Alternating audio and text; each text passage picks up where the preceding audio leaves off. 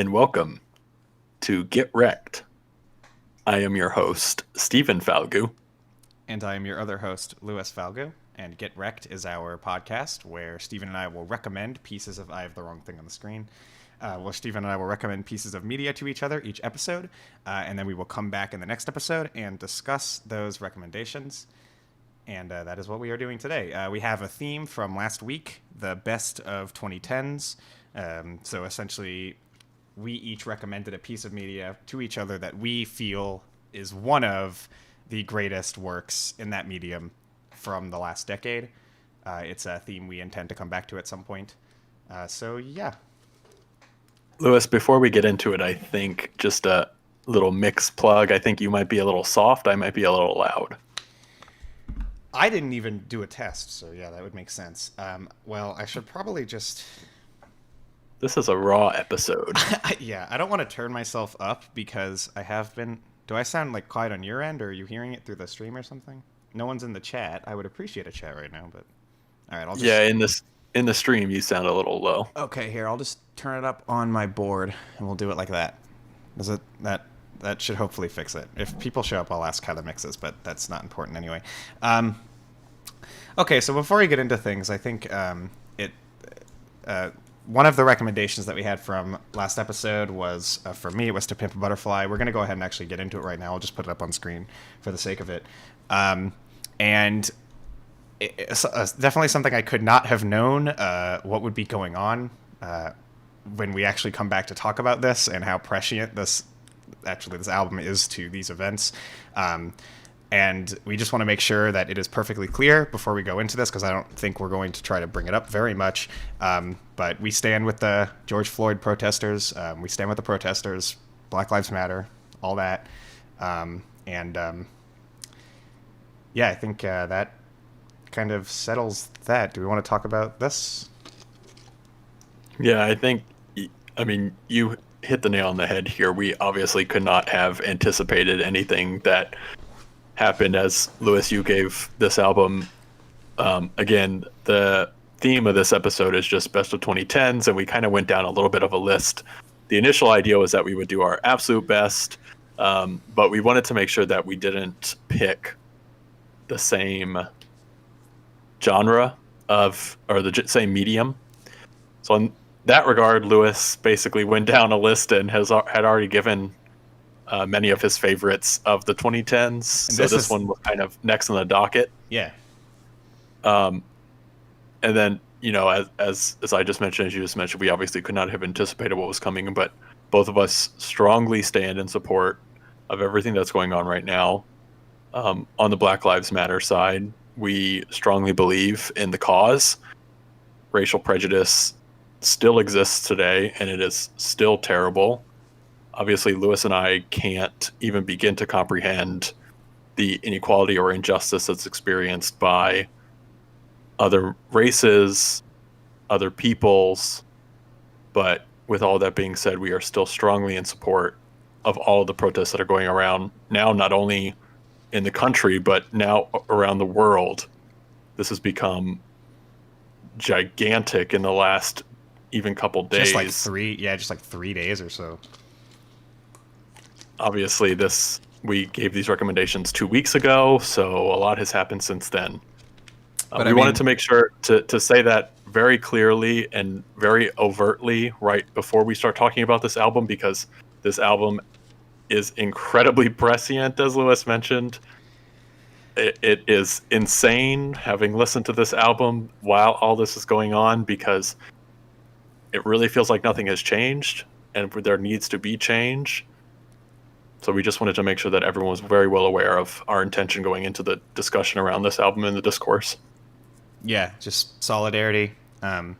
Keep up the good fight, and do your best to stay safe. That's, yeah. So with that being said, Louis, what did you give me 2 weeks ago to talk about today? Yeah, so I gave you Kendrick Lamar's third album, To Pimp a Butterfly. Kendrick Lamar is a rapper. He came up in, I want to say his first album came out in 2011. He really broke onto the scene, though, with his second album, Good Kid, Mad City, which I believe that was 2012. If I got my years wrong, somebody in chat can surely correct me. And actually, now there are people in chat, so I'm going to ask how our mix is. But anyway,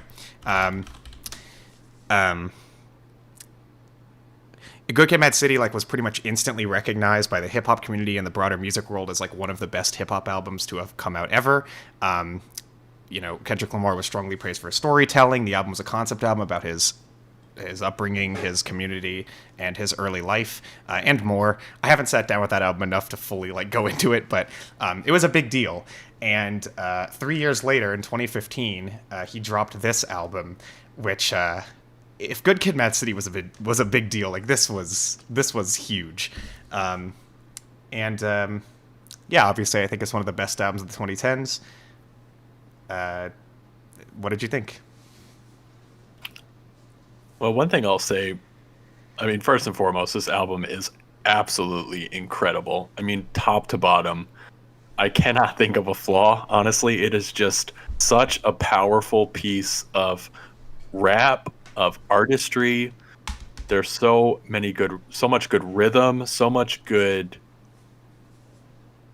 pretty much everything. Words can't even describe how high praise I have for this album. The features on this are honestly insane and incredible. George Clinton is on this album, which is insane.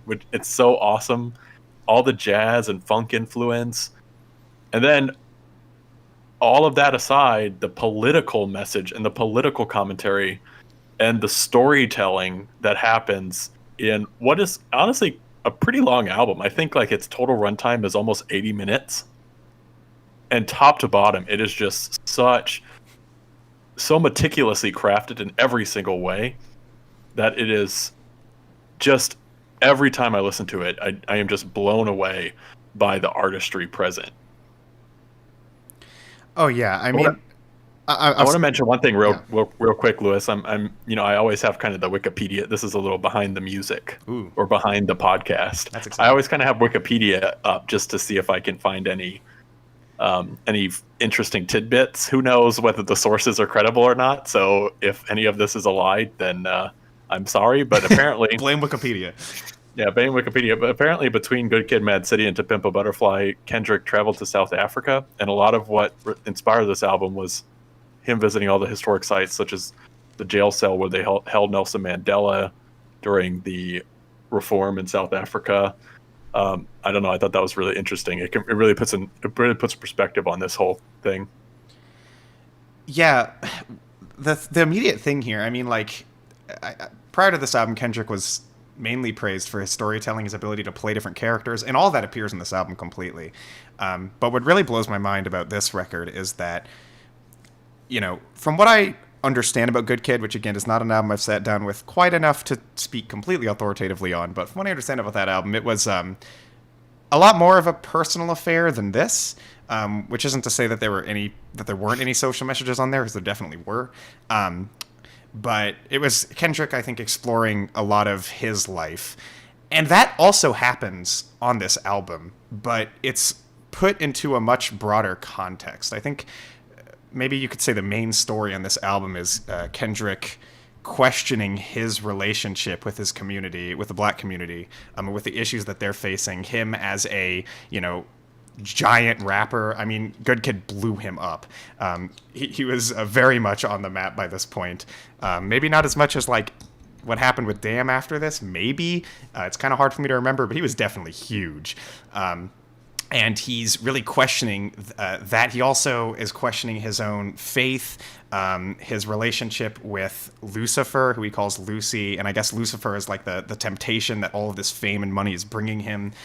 There's a song on here where he reflects on an event where he didn't want to give a homeless man any money. When the homeless man was begging to him. And the entire song is this long, personal, almost like this conversation with himself, remembering this event and reflecting on how could he be in this position where he's acting like this, and again, what's the relationship to the community that brought him up. That's really the story here. And his ability to perfectly move between all of the different topics that this theme brings up, you know, those being like obviously everything I mentioned, but then also racism and even police brutality, and all the things like that. Like his ability to constantly switch between them, make them all intersect. Additionally, using like poetry and using characters and all these kinds of things is just unbelievable across this record. And that first message that you brought up, Lewis, is actually a really interesting one. It's not a perspective that you get a lot because, you know, as someone in a position of power, there's always the question of like, why don't they do or why can't they do more? So to be so introspective around that concept in the relation, in the context and the relation of, as you mentioned, all the, you know, the political messaging around police brutality and racism, it's something you don't hear a lot. I don't even know if I can even think of another example of something as prominent as this where I have heard a message like that, honestly. Yeah, and also the fact that, you know, I think the easiest trapping something like that could fall into, and it's a criticism that nobody would throw at this album, just because of how expertly this was done. But it would be very easy to say like that it's sort of would concede to be the right word. I guess it's kind of self-centered, right? Like if you're doing Right. a message where you're like tackling something that is this serious and this real, and like kind of, it could be seen that you're making it about yourself. And I think it's amazing that he didn't even dodge that criticism. He almost like acknowledges it. Like that's kind of a part of this, is that guilt. I think that it is incredible that he managed to make something that is so meaningful beyond just like, you know, woe is me. Like that's not what this album is like at all. And I guess a lot of that comes down to the fact that when he does, there are songs here that focus pretty much exclusively on the actual issues felt by the black community, and exclusively on racism. Songs like Complexion, All Right, and songs like this, where this album gives that time to breathe. It makes it, there are no uncertain terms here that Kendrick cares very deeply about these things. And I think that's really where he struck that balance, that I think his commentary on his own relationship to this actually turns into in itself an actual message about what is the place of artists to not only give back to their own communities, but just anybody to give back to their listeners. Like what is the responsibility? And how does that tie into these issues? I just think that the balance is perfect on this album.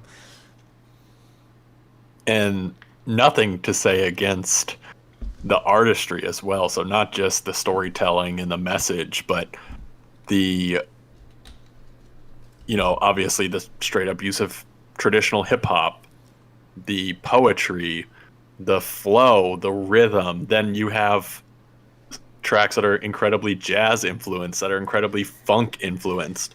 You have some experimental tracks on here, which I think are very good. You have some talk tracks on here, which reminded me a little bit of some of what we heard from Eminem, like that. I think, like, obviously they're very different, but you know, that style of talking track. And then you have Mortal Man, which to me is just an incredible piece of music. That track from start to finish, and then once it gets into the interview, it's such a powerful message. That's one that I specifically wanted to talk about because I think what's so interesting about this album is there's obviously a lot of overtones of racism and police brutality, and in multiple situations you have gunshots. At the very end of this album, he asks a question to the interviewee, Who is Tupac, by the way. who is Tupac. Yeah. Gets no response, and he repeats back what almost sounds like gunshots. Yeah. And that's how the album ends. And I think it's so powerful. It is such an awesome way to end this album, and it ties this whole thing together. But Lewis, like I said, I want to get back to kind of the actual artistry here, because you have insane features. George Clinton, Sufjan Stevens, Pharrell, like the people on this album. You have obviously some samples as well from Michael Jackson and many others that come in as here. But just the way that all of those sounds and the way that he ties all of that together, it's so good. Well, it is, and a lot of the people that he brings on, George Clinton being the obvious example, really give back to the roots of the music here. You know, this album, more than a lot of hip-hop albums anyway, not all hip-hop albums, because, I mean, hip-hop was obviously came out of black communities and poor communities. But this album in particular like pays so much tribute to all of those musical roots. You know, it is jazz, it is funk, and boom bap hip hop. I would say there's nods to even like golden age hip hop at some points. No songs that sound exactly like that, but sometimes the percussion, it's all influenced from all of these places, and the features, at least a lot of them anyway, are people who actually either make that kind of music or literally come from it, like George Clinton, you know, Parliament Funkadelic George Clinton. It's like, whoa. And he gets speaking spots kind of on this album. And what is like so impressive about that too is that like some of these tracks are any of them really are like legitimately phenomenal funk tracks, like King Kunta. Like that is just an incredible funk song, even if we take out like the hip-hop part of it. It's just so good. That bass line, there's Thundercat plays bass on some of this, I'm not sure which tracks. Oh yeah, G-Funk, yeah, I would agree with that also. There's definitely some like G-Funks in here.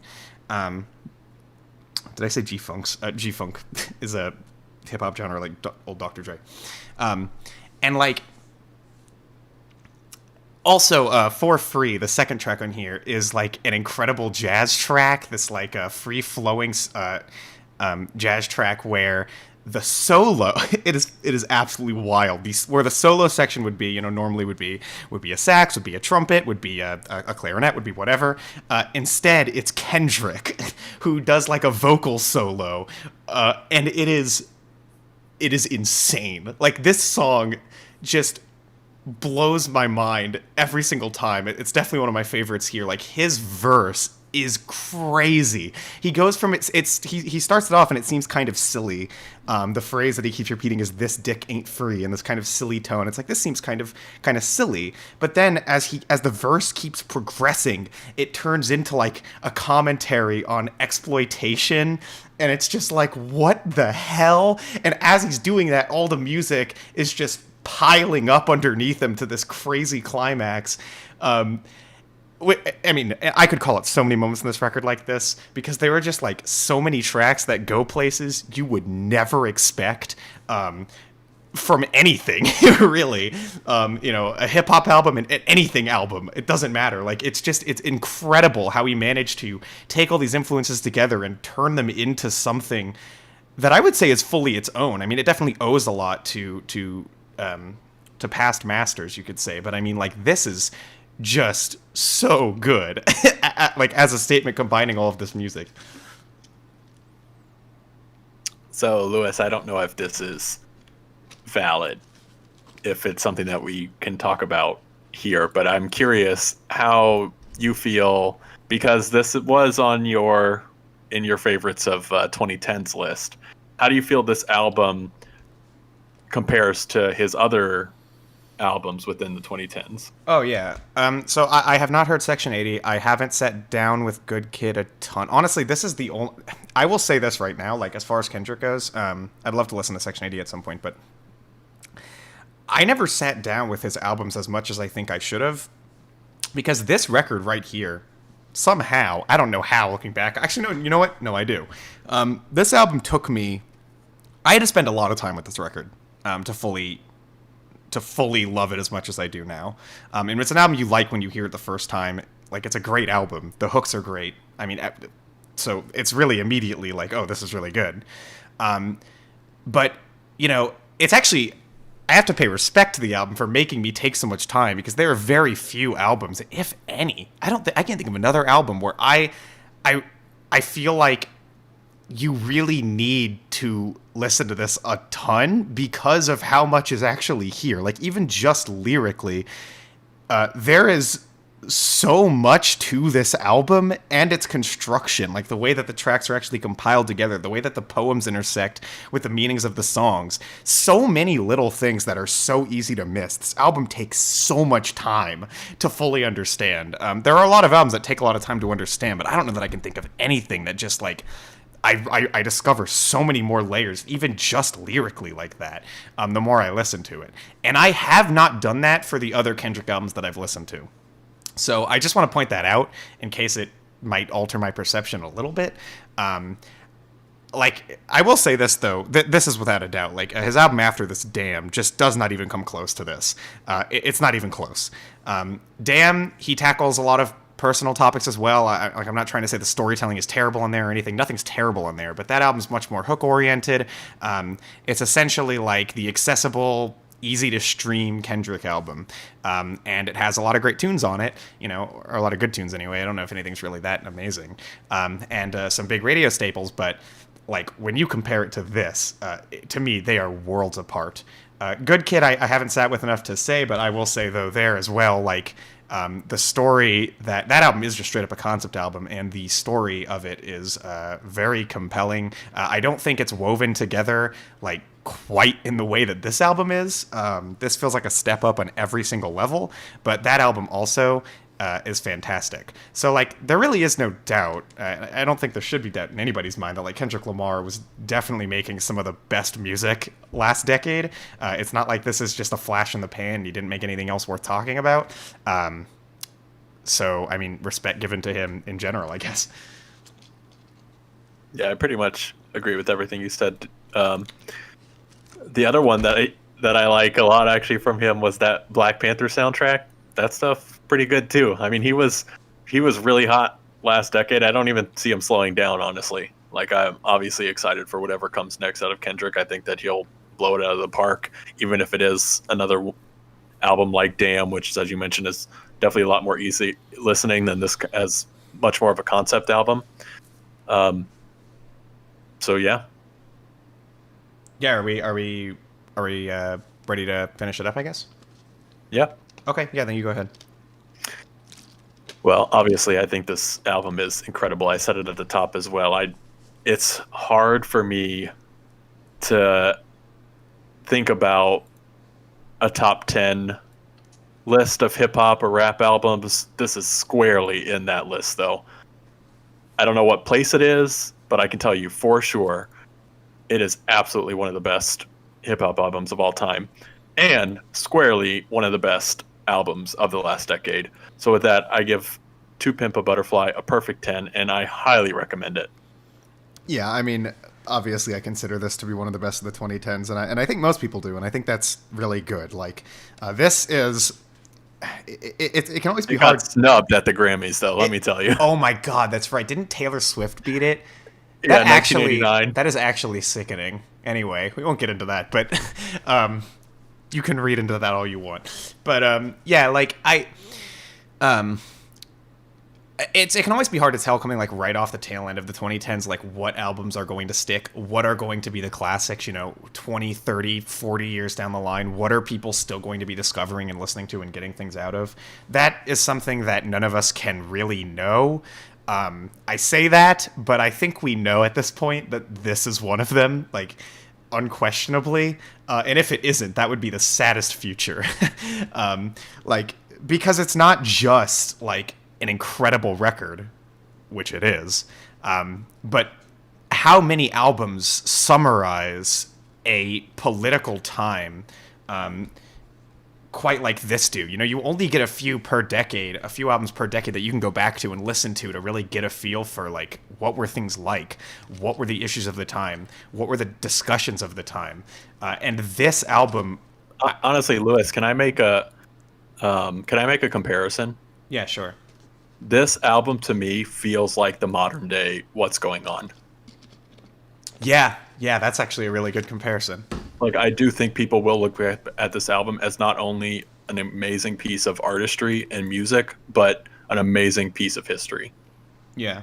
Yeah, I never even made that connection, but I actually see what you're saying with that. Yeah, and it deserves all the praise in the world. Of course, it's a 10, and of course, easily one of the best albums of the 2010s. And I think we both recommend it. I don't know if you said, but I think we do. That should be pretty obvious. Please listen to this, just in general. Please, that'd be great. And that's all I have to say. Should we move on to what you recommended to me, Steven? Yes, let's. Okay. This is a lot lighter of a piece of medium, so we wanted to get that one out of the way first, just to talk about it, lay the groundwork. We wanted to shoot very straight with that one as well, because obviously everything going on. This one is a lot lighter though. So Lewis, I recommended to you a film from 2018, very late 2018. I think it came out in December of the year. Honestly, I feel like even Sony, the people who put this movie out, didn't expect it to do well. I think ultimately it actually didn't do as well as I absolutely believe this movie should have in the context of superhero films. I think for its genre, it still did quite well, and I'm speaking financially. Lewis, I recommended to you Spider-Man Into the Spider-Verse, a 2018 film, as I mentioned, obviously with everyone's favorite superhero, Spider-Man at the helm. This was a animated film. I think last time I said it was directed by the Lord and Miller duo. I don't think that's true. I think it was produced by Lord and Miller and written by, at least co-written by Lord. It was not directed by them. So just wanted to get that piece of clarifying information out there. So Lewis, what did you think of Spider-Man Into the Spider-Verse? Yeah, so I'm very happy I got to revisit this. I saw this in theaters when it was out, and hadn't really thought about it since until you mentioned it, or at least not a lot anyway. And what a shame that is, because this is brilliant. I mean, this is just okay. So first of all, like, you know, there's multiple ways you could talk about this. Like, you could say, like, you could talk about it as a Spider-Man movie, as a comic book movie, as a superhero movie, but I don't care about any of that, so I'm not going to take that angle. If Steven wants to, that's fine. I think this fits into the canon of animated films. That's the way that I view it, because this is a landmark movie in that department. For CG animated films, something that throughout the entirety of the 2010s, at least as long as I was thinking about it anyway, the thing that I felt that CG animated, 3D animated films were lacking was stylistic variety. And now, I'm not familiar with every single CG animated film that is ever released anywhere. I would not doubt that there were independent films being released throughout the decade that did a lot of really interesting things like this, but I'm not talking about that. I'm talking about in the mainstream, the films that were popular, the films that were super successful. You really didn't get a lot of variety. I mean, you have, a couple studios that pump these out every year, and though there are differences between the studios, it's never anything huge. And between the movies that they make, usually stylistically, they're pretty damn similar. I mean, even Pixar has a style. Like, they definitely vary things up, or at least they used to. I don't really know how much they do anymore. I guess they still do. But not so much so where it's like you see a new film and you're like, wow, that really pushed this animation to its stylistic limits. It's just not really something they do. Disney, separately from Pixar, made it really big into the CG animated pictures realm this decade as well, and they have the same problem, probably more than Pixar do, in the sense that all of their films, it's like, okay, that's a Disney CG movie, you know what that looks like. And I could go on and on. There are some slight variation, like there are the Genndy Tartakovsky. Do I always get his name wrong? I always get his name wrong. But his stuff, like the Hotel Transylvania films and even the Popeye movie that was supposed to happen at some point but got canceled or something, have a much more like cartoonish style, borrowed closer from 2D films. But it's still not really that substantially different than other works.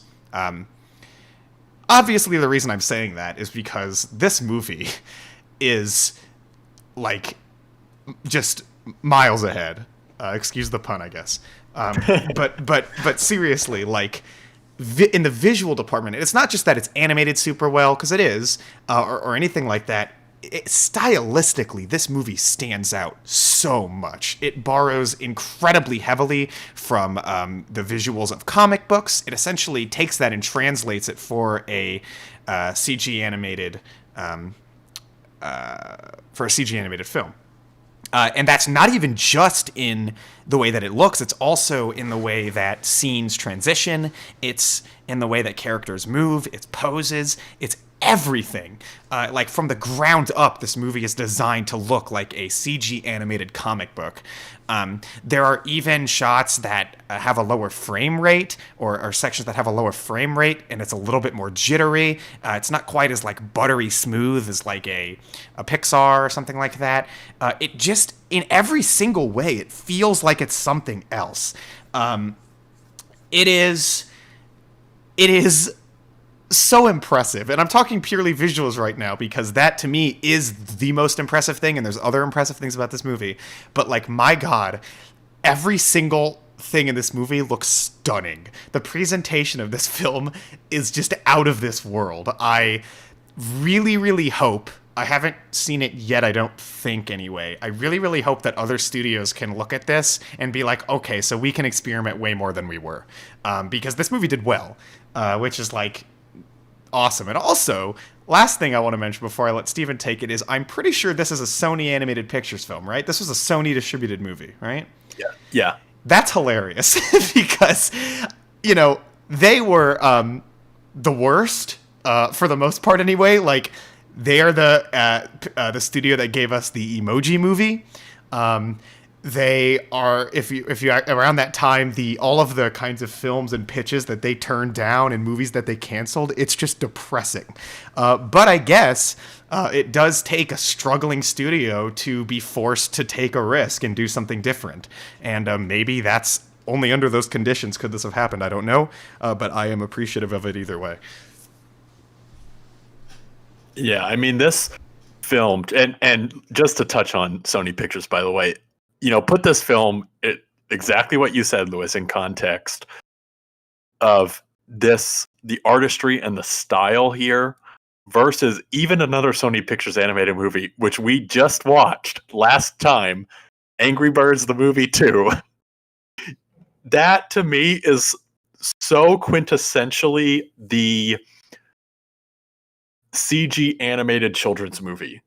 It's like super clean cut. You can tell they have artistic vision, but they're never pushing any boundary, and it's so crispy clean that it almost feels, you know, I don't want to say fake, but fake is kind of the word that I'm looking for.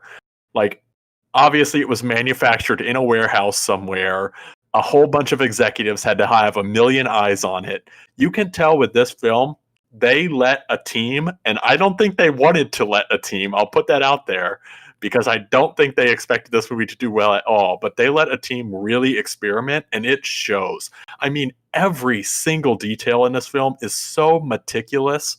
We'll talk about the story, the comic book adaptation probably in a little bit here, but even, Lewis, as you mentioned, kind of the screen transitions, the things that they do where you actually are, they sometimes throw comic book covers on the screen. They have the word bubbles that appear, or things like when people will say something, sometimes you'll see like animation lines come out like it were to be a comic book. And then not only that, but all of the entrappings around it, the soundtrack of this film, the location of this film, the characters of this film. I mean, every single character, every single Spider-Man is animated differently. Like, that is wild to me that they would get away with that. And it works so well. It is so awesome to see. Well, and also, like, each, especially once the latter three Spider-Men show up, or Spider-Man characters, I guess you could say. I don't know. Like, two of them are 2D. Which is awesome. That's so awesome. I love to see 2D, the use of 2D animation in the context of a CG film. They look incredible too. They're integrated so well, partially probably because the film style is already not shooting for the realism other CG films tend to shoot for, so they fit in a lot better. But yeah, their movements are different. The noir Spider-Man is CG, but the way that he is shaded, the way that he is posed, all of these different things make him stand out a lot.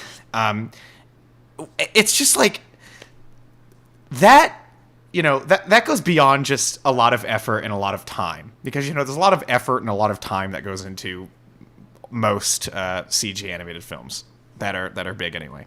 But that speaks to like a real level of dedication, a real level of vision, and a real level of appreciation too for this, not only this medium but also comics, the Spider-Man comics. I imagine. I mean, just like so much, just beautiful things about this and the creation process of this that I appreciate so much, and I think I've spoken enough about that. But yeah, that really is just what I think stuns me the most about this movie, more than anything else. But it does have a story, and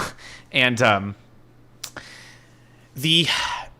By the way, this is another thing that I think is brilliant. I'm assuming this was already a Spider-Man story, right? This must have been like a comic or something, like a Spider-Verse Yeah, there's thing. something similar to this anyway. Oh, okay, yeah. So the story that they chose for this film, for the CG Spider-Man movie in a comic book style, was a parallel universe story where multiple Spider-Man characters from different universes all get sucked into this one universe, where Spider-Man is Miles, whatever his last name is. And they all have to team up so that they can destroy like a big machine that is causing these sort of universe raptures, I guess, fractures, and then they all have to get home. So that's the story. And choosing this is brilliant to me because, like, you already had so many possibilities with the style they chose for animating this movie, and now you just opened up like a million more, and they take full advantage of it. There are scenes in this film that have so many crazy, vibrant colors just everywhere, flashing all over the screen, just like popping up around the corners and around characters, and crazy shadows and shading and all this crazy stuff that they wouldn't have been able to do in most Spider-Man stories that you can tell. But because this one is already a little bit out there, and has some more out there technology in it, they were able to do so much more. It's like they just kept pushing themselves with this movie. And that's just another place in which they did. And I will say, it's not just the visual department. I think the story is just a ton of fun. Like, it makes for a really good story. Having like multiple Spider-Man characters on screen at a time, each with their own personalities and their own visual flair, it just adds so much more depth. Also, in some scenes, the fact that they all kind of understand each other and each other's experiences because they all know what it's like to be Spider-Man adds a lot of even emotional weight sometimes. Yeah, and the characterization of everybody here is just so great. They're all good. I like Penny Parker. That is just so much fun. Like the little anime Peter Parker character. She's like an anime girl with a mech robot. It's so much fun. Peter Parker's probably the weakest link here, but even he is just such a silly inclusion. Then you have Spider-Woman, who is fantastic in like every single scene, and just so much stuff like that. It's just like there's so much character. Spider-Gwen. I'll just say. I thought she said Spider-Woman. Okay, fair enough, Spider-Gwen. I thought she said Spider-Woman in one scene, but I might have been. Whatever. Yeah, before we move on to this story and maybe talking a little bit about kind of the comic adaptation, I just wanted to mention one last artistic thing, because the artistic vision for this film is also just so incredible. I mean, you've already touched on it, but one thing I want to specifically point out is the villains. More, I would say, the adaptation of the villains, because these are all very well-known villains that make their way into this film, that are kind of the typical rogues gallery for a Spider-Man film. But the way that they've taken those and made them their own, they have really created their own adaptation of all of those famous Spider-Man and Marvel Comics villains. And I think that, even to me, has boiled down to, like, clearly they were given a lot of lead time and runway to kind of take this idea and just go, which is honestly so surprising to me coming from Sony Pictures.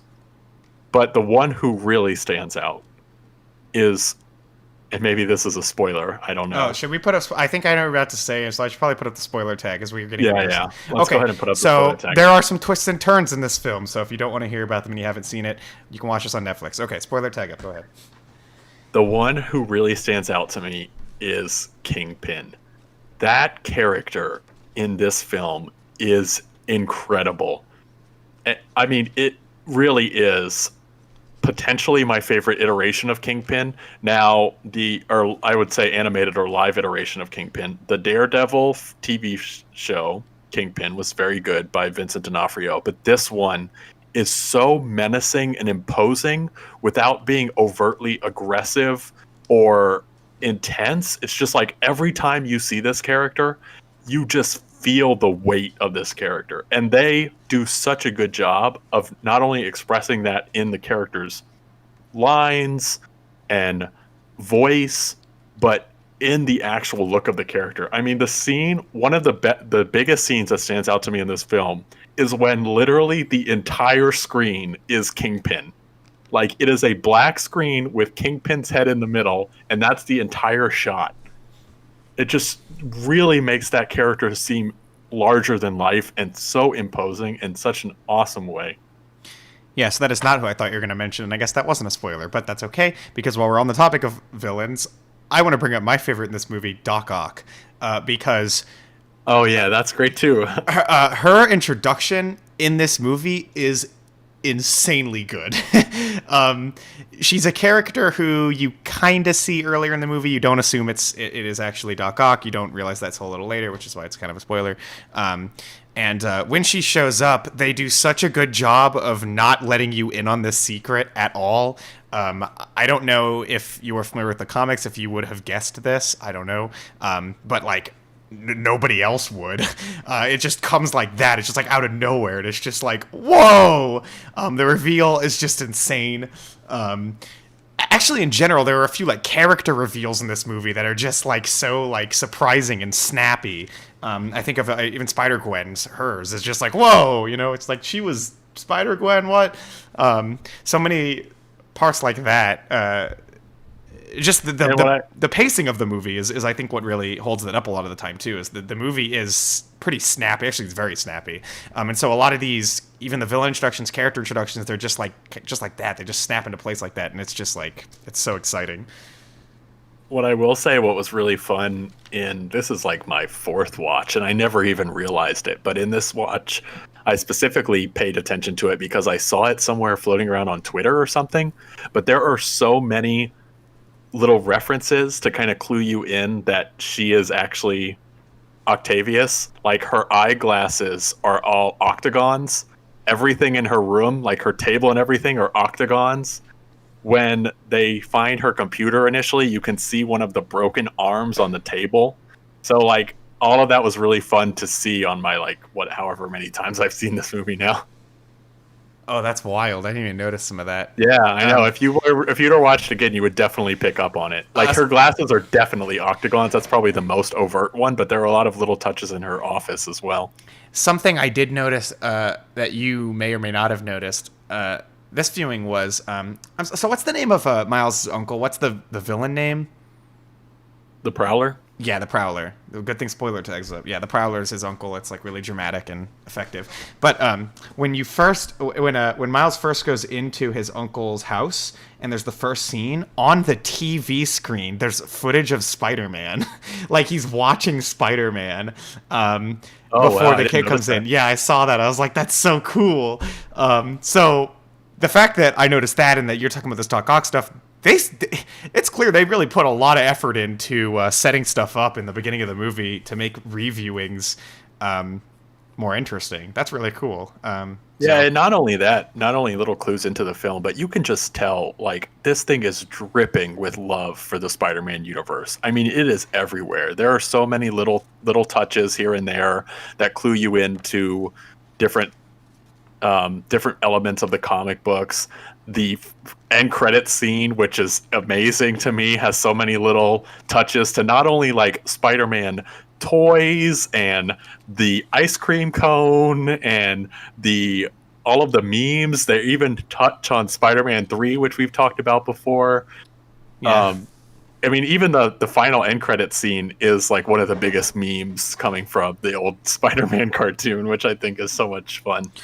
But every part of this movie, you can tell they had a love not only for comics. I mean, the movie starts with an approved by the Comics Code Authority tag, which I think is such a cool touch. but they have an incredible love for the Spider-Man universe as well. And I think that is what bleeds through to every single element of this film, from the story to the characters to the pacing. You can tell that everyone who worked on this movie absolutely loved what they were doing, and it shows. Yeah, you mentioned that opening credits scene, which I'm glad you did because I almost forgot about that. I wanted to mention how not even just the intro sequence where there's like narration, literally the logos in the beginning of the film, the opening title screens. It's so good. Like when the movie starts, everything's glitching. All of the logos coming up on screen are flashing with like with bright lights and bright colors. It's so eye-grabbing. Like, it's so rare you see a movie where even the logos of the production companies play a part in the viewing experience, but it actually does here, which is just nuts. Like, that's something I just really appreciated watching here, that I wanted to make sure I shout out. And while the spoiler tag is on screen, I want to talk about the final fight scene of this movie, because it is astonishing.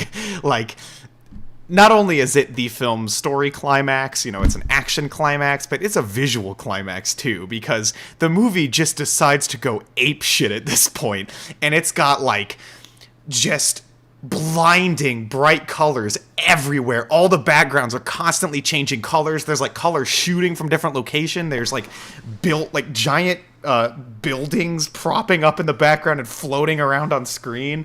It's just insane. And like all of that behind this super exciting and well-directed fight scene that's going on. It like amps everything to a whole nother level. And it's just like, it's just nuts. I've never seen anything like that in an animated film. And it's mind-blowing. One other thing I'd like to talk about is obviously the performances are off the charts. I mean, they got some, not necessarily like super 100% A-tier actors, but everyone that they picked here feels so hand-selected for each of these characters. I mean, top to bottom, the performances are just so good. I mean, freaking Nick Cage is in this movie, which is wild to me. And even he is amazing in his role.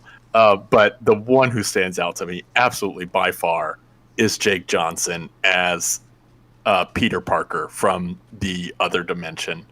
He takes that role and runs with it. That character is so fun, and Jake Johnson really hams it up so well. And then obviously, speaking of ham, no pun intended, but John Mulaney as Spider-Ham is also super fun to watch. Just everyone here, all the performances are great. Lily Tomlin, I mean, she's in this movie. Aunt May is such a fun character in this film. It's like a badass Aunt May. It's awesome. Yeah, she kicks the shit out of somebody. It's pretty cool. Yeah, no, this movie... Okay. I think we're done with spoilers. I think, unless you want to touch on a spoiler scene, I'm going to take the tag down. Well, the only thing I want to touch on, and you mentioned it, is obviously, I mean, the story here is really great, and I'm sure after the spoiler tag's done, we'll talk a little bit about the message of this film, because I do think the message is incredibly powerful and in a weird way kind of ties into what we just talked about with To Pimp a Butterfly. But the reveal of the Prowler being Miles's uncle, which, if you are familiar with the comics, you might already know going into this, so it might not be a shock. But the way, even if that's the case, the way that unfolds over the course of this film, and it's very slow. You get little hints of it throughout, but the climax of that, and then the emotional weight of Miles losing his uncle, and as you mentioned, because they all go through the same experiences, they've all lost somebody. Peter Parker's obviously lost his Uncle Ben. That's probably the most famous of any of the characters that are in this genre, but they've taken that loss, that such a powerful emotional loss that is quintessential to the Spider-Man story, the loss of Uncle Ben.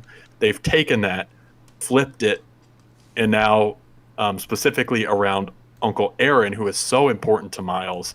And that scene is just so powerful, starting from when basically Aaron figures out it is Miles to when Miles has to put him down. It's just so gripping. And then not only that, but what's crazy about this movie is there's like so many little subplots going on that all interweave so well. The other one that is kind of like the biggest, the one of the main plots from the very inception of this film is kind of Miles's interaction and his with Jefferson Davis's dad, and how that kind of plays out over the course of this film as well. And then the Spider-Man relationship with his dad on top of that, how that all interweaves at the end as well is just really great. Yeah, second to everything there. And I would also say, I guess you kind of said this, but I do think this movie actually has like some real emotional weight. There are some scenes that are actually kind of like, oh man, that actually kind of hit. So they just do a great job with characterization all around. Yeah, I'm gonna take the spoiler tag down though, because I think we're tackled everything that is spoilery. And anyway, okay, so now that the spoiler tag's down, Lewis, I want to talk about the theme of this movie. Yeah, go ahead. The main message, which is that anybody can wear the mask, that anyone can be a hero, because obviously Miles has powers. Like, he gets bitten by a spider as well, and he gets powers. But this movie is more than that. It shows community. It is so blatantly New York. I mean, from every single element of this film, you feel New York, from the soundtrack to obviously the location to Miles's personality and his relationship with his family, in a community that is obviously much better off than he and his family are. The message of everyone can be a hero is so powerful and so well constructed in this film that I don't know if there's really a children's movie, and honestly, this far exceeds what I would consider a normal CG children's movie, that has a message as powerful or as deep or as relatable as this. Yeah, I mean, I think it's all in the presentation, honestly, because if you told me that I was going to watch a Spider-Man movie where that's the message, that we can all be a hero, we can all be a superhero, I would like laugh in your face. That sounds so corny.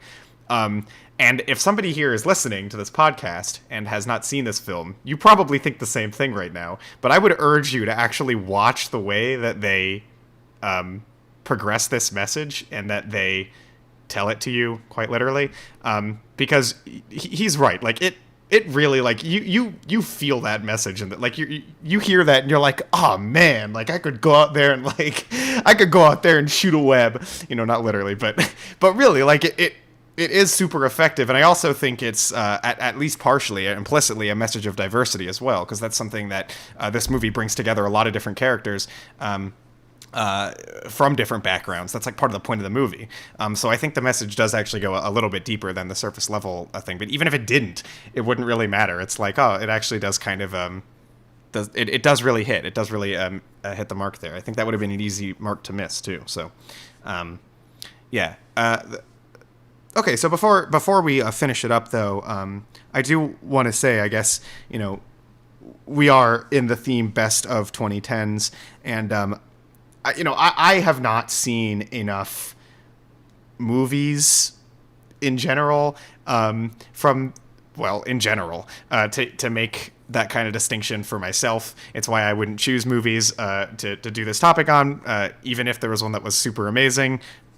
I don't feel like I've really seen enough, or I don't know, to say that. Maybe I have, but it doesn't matter. So, this would be actually among the best movies I've seen all decade. I would definitely say that. Certainly, CG animated movies, this might be the best. I've always said How to Train Your Dragon was my favorite CG animated movie of the decade, and it still probably is. But if it is, this would most likely be second to that for me, if even.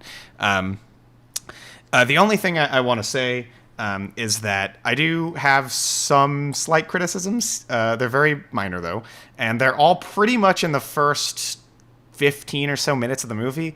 Well, no, that's not true. I guess kind of all throughout. So it's really all in the editing front for me at some points. I think, especially in the very beginning of the movie, the audio mix is really weird.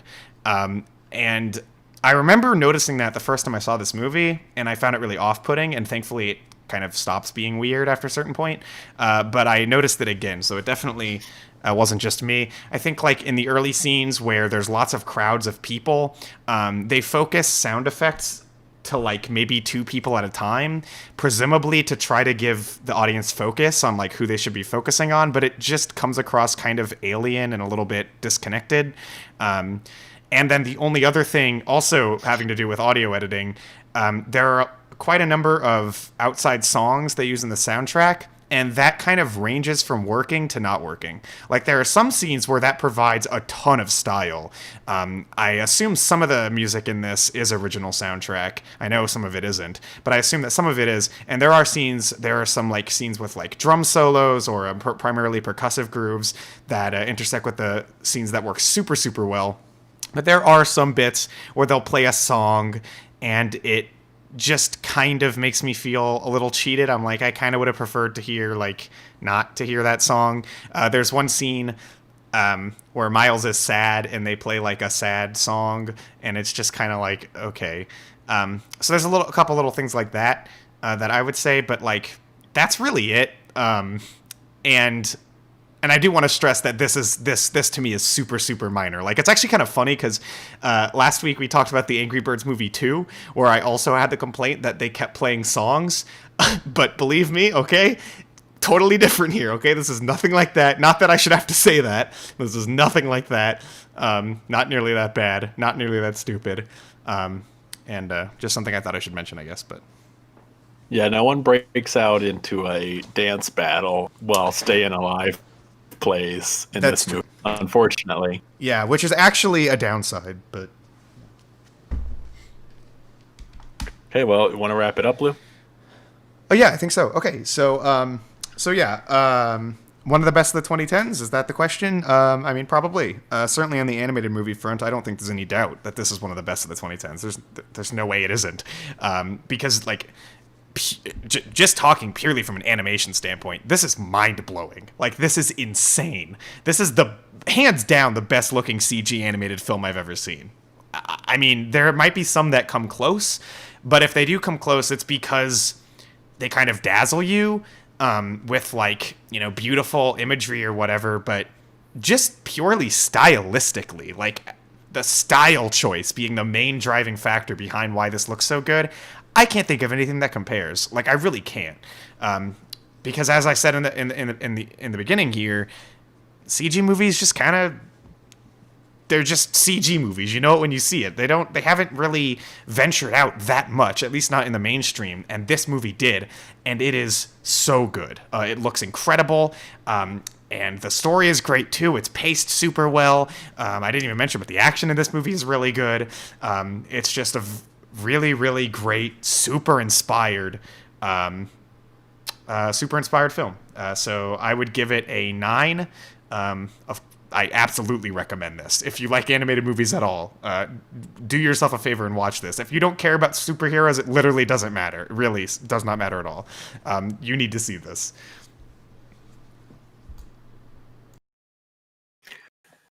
And I pretty much echo all of those. I think that this, just as we said with To Pimp a Butterfly, it's hard to tell which pieces of art or film, albums, whatever it may be, that'll influence generations to come. And it's hard to tell with this one, especially because I feel like, on one hand, because it is a superhero movie, there's obviously such a incredible amount of those right now, especially during the 2010s. 2018 particularly had like 2 or 3 or 4 even. So it's hard to say if this thing will get washed away to history, but man, I just can't imagine that this is not an influential piece of art. And I say art, not just film. I don't know if there's any CG, anything that I can think of that has as much style and deliberate pacing and deliberate vision as this does. So if anything, I believe that this film will allow people an hopefully allow executives to give people the opportunity to experiment, because this is still such a new medium. And especially in the film genre. I mean, Toy Story only came out not like 30 years ago. That's a blip for film. And I still feel like there's so much room to expand in the 3D CG space. Especially now that everything is 3D CG, it is getting incredibly drab. So when something like this comes out, I have to imagine it's going to influence somebody somewhere. I obviously give this one a 10 as well. This is one of my favorite films of all time. I think that top to bottom, it is just such an incredible piece. And I'm a huge Spider-Man fan, so it definitely helps that it is a Spider-Man film. And honestly, I believe the best Spider-Man film that you can watch. I highly recommend it. And obviously, I think that it does belong in the top 10 of the decade. So go out there and watch it. It's on Netflix. I just want to say it's funny that you say this is the best Spider-Man film you can watch when we already talked about Spider-Man 3. So, like, we already talked about that. I mean, this might be second, but, like, you know. Well, that's the best one that you can listen to. Oh, I see. Okay, cool. Mm-hmm. Well, anyway. But actually, it is worth mentioning that, though, because, I mean, you know, this is actually the second time we've talked about Spider-Man, and, like, comparing these two films, it's really night and day. I mean, maybe it's an unfair comparison, but seriously, like, if there is a way to do Spider-Man films, this is probably it. Anyway, I think we should move on to the recommendations if you're good with that. Lewis, we didn't even talk about how funny this movie is. Like, this movie is hilarious. That's true. It is that's true. Anyway. Well, missed opportunities, whatever. Okay, yeah. So recommendation time. Okay, I will go first, Stephen. I am going to recommend to you the Disney animated picture, The Little Mermaid. The Little Mermaid came out in 1989. It was the start of the 2D Disney Renaissance.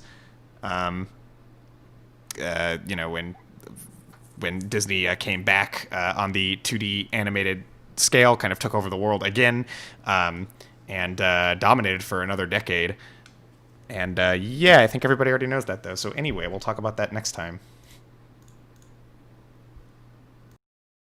Okay, and Lewis, I am going to recommend to you a game. It's kind of hard for me to pinpoint a release date, but I'm going to go ahead and say sometime in 2015, because as we'll talk about when we talk about this thing, there was a lot that went behind it. But I am recommending to you Broken Age. Broken Age was a game developed by Double Fine, which were primarily started by Tim Schafer, who came out of kind of the old LucasArts point-and-click adventure games. This was their return to point-and-click adventure that had a gigantic Kickstarter. I'm not going to say anything more than that, other than it released in multiple parts. That's why the release is kind of weird. But ultimately, it wrapped up around 2015, and it's pretty much on now every platform. So, Lewis, next time we will talk about Broken Age. Okay, that's fantastic. And that pretty much wraps up our episode today. Thank you all for watching. That sums up all of the best content from the 2010s. Everything else is trash. So there's your stuff to watch if you you know. Yeah, anyway. That's it. I'm glad we're in 2020 now, so that way we can have two new things that'll be the best. Two more good things. Well, it's looking like it might shape up that way. Yeah, so this theme we do intend to eventually revisit. Obviously, we're not revisiting it next episode. I don't want to bore you or anything. But at some point, we will tackle the best of another decade. I think that'll be fun, as I think it was a good discussion here. And that is pretty much all I have to say, other than, as always, we're on CastBox. After this episode goes up, I'll try to put it up there. You can listen to us on there from your mobile device or whatever. As always. And do you have anything you want to add? No, just thank you everyone for listening. We will be back in hopefully 2 weeks, where we will talk about more things. Great. And with that, those were our thoughts. Those were our recommendations. Get wrecked.